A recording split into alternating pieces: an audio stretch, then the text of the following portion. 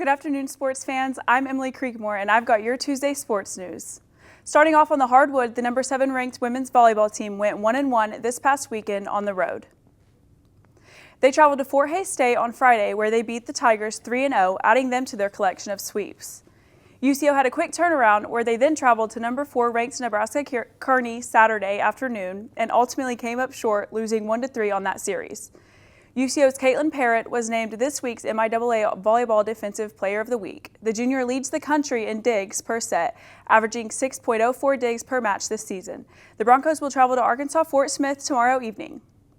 The UCO men's football team and quarterback Jet Huff put up a dominant performance Saturday evening with a victorious 56-22 trounce over the Emporia State Hornets. Huff was named this week's MIAA Offensive Athlete of the Week after his historic game. The All-American threw for 449 yards and 5 touchdowns. It was his third 400-plus yard game, the most of any player in UCO history. Central Oklahoma will be home again this weekend when they host Northeastern State on Saturday evening for homecoming.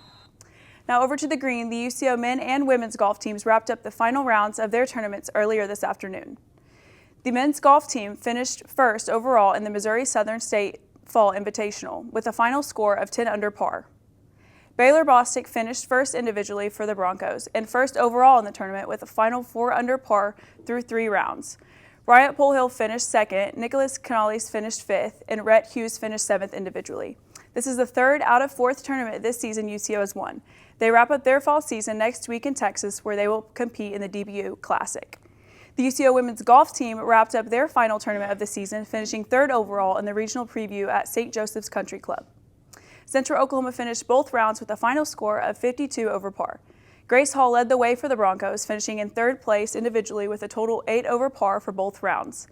Estella Castillo wasn't far behind, finishing in 8th place overall, her final score being 11 over par.